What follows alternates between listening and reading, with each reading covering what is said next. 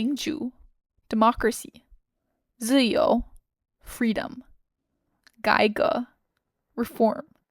In the spring of 1989, protesters at Tiananmen Square began a revolution, or as the government called it, a counter-revolution, demanding these three things.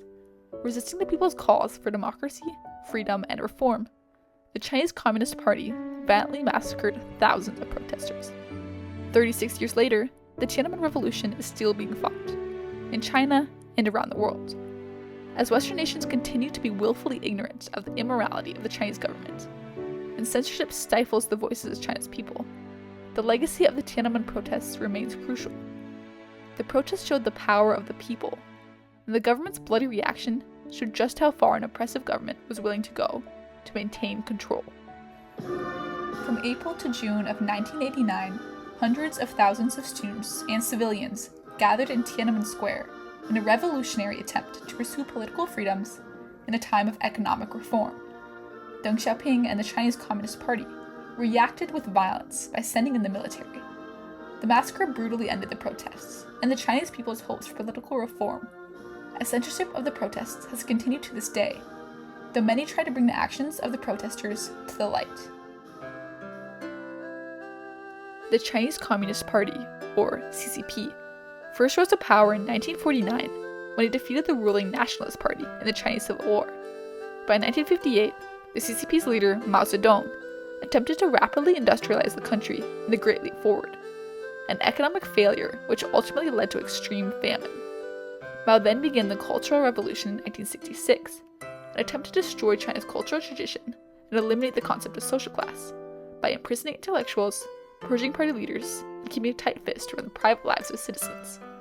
After the Cultural Revolution and the death of Mao in 1976, Deng Xiaoping, a formerly purged CCP leader and opponent of the Cultural Revolution, became the paramount leader of China in 1978.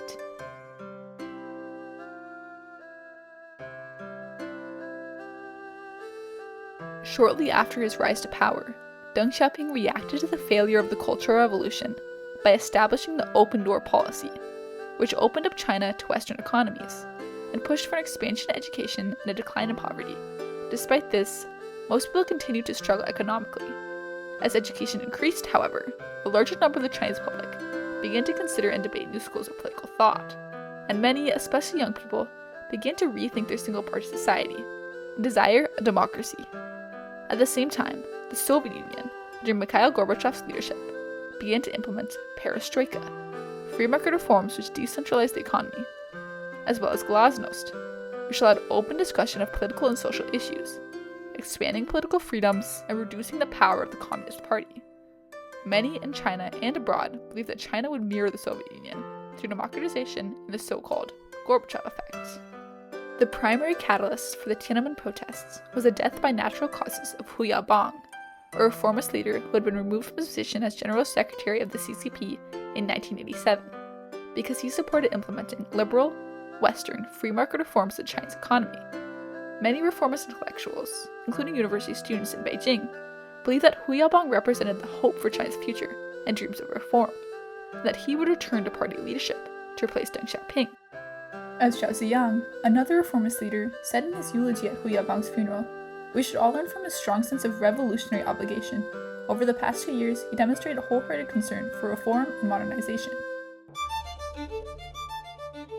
Protests began just hours after the death of Hu Yaobang on April 15, 1989, as university students from throughout Beijing gathered in mourning. The protests memorialized Hu Yaobang and the reformist ideas which he stood for, including political freedom and democratization. These protests were revolutionary because they brought up issues and political ideas that had not been discussed to such a massive extent since the rise of Communist China. On April 19th, 5,000 students from various Beijing universities marched to Tiananmen Square, where they remained for nearly 2 months. Related protests soon emerged in other Chinese cities, such as Shanghai, Nanjing, Xi'an, Changsha, and Chengdu. The revolutionaries continued to grow in number, especially after Soviet leader Mikhail Gorbachev visited Beijing on May 15th. The students exhibited their revolution in many ways. For example, they constructed a 27-foot-tall statue called the Goddess of Democracy, threw eggs mixed with paint at the image of Mao in the square, and conducted hunger strikes.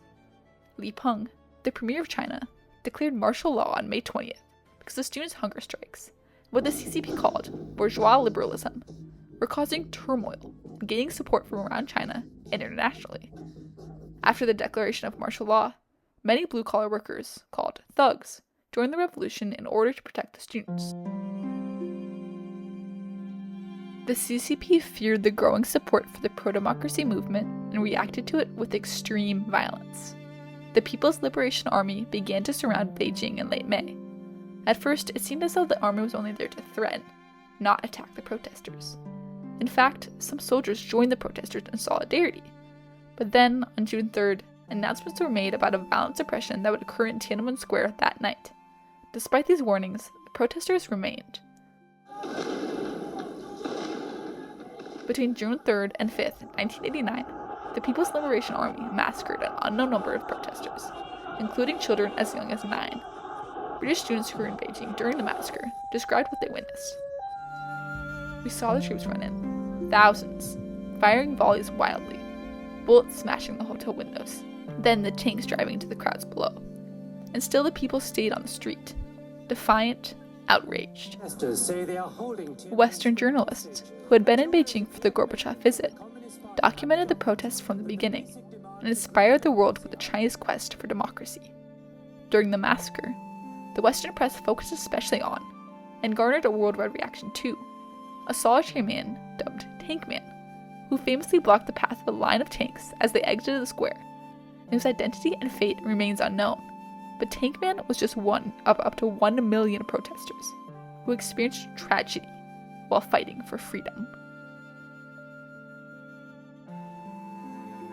While most of the students managed to escape after the massacre began, the so-called thugs stayed to stand off against the military and were subsequently imprisoned.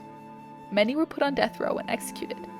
Most were sent to Laogai, or reformed through labor prisons, which were modeled after Soviet gulags. Prisoners faced abusive conditions in Laogai, and many struggled financially and with their health after being released. To this day, they are isolated and surveilled by the government. The blue-collar workers who supported the students are often excluded from the historical memory of the protests, despite being the ones who oftentimes suffered the most, because they were seen as less educated on the political goals of the protests.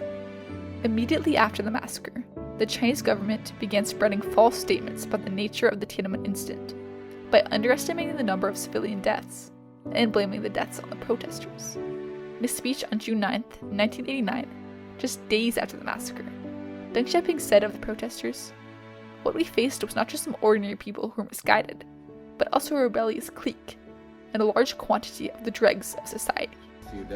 Western nations immediately reacted to the massacre by speaking out against China's actions and suspending military and government interactions with China.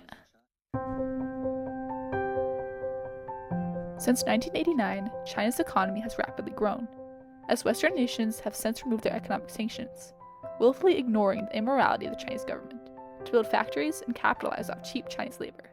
With modernized cities and a booming economy, China is seemingly perfect from the outside, but beneath the surface exists environmental destruction, a lack of human rights, and a continued absence of an open society. The one-party system remains, and Xi Jinping, China's current president, is determinedly anti-reform. Since 1989, censorship has hidden the truth of Tiananmen Square. The Tiananmen Mothers are a group of family members of victims of the massacre, who document and memorialize those killed. Today, former Tiananmen protesters and members of the Tiananmen Mothers continue to experience internet and camera police surveillance. Despite the continued censorship and denial of rights, many in China still express hope for a democratic future for their nation. In the years since 1989, reformers have reacted to the massacre by risking their lives to smuggle out secret documents, such as the Tiananmen Papers, which detailed the classified actions of China's leaders in 1989, which have brought continued attention to the protests and massacre. As Zhang Maosheng, a Tiananmen protester, said, "That mighty man Deng Xiaoping, didn't we survive him? Me? Well, I'm not even 40 yet. I'll live to see the day when the people of June 4th are politically rehabilitated." The Tiananmen protesters' fight for reform continues today in China, Hong Kong, Taiwan, and worldwide. Despite the Chinese government's violent reaction, the revolution at Tiananmen Square showed the power of the people to resist oppression.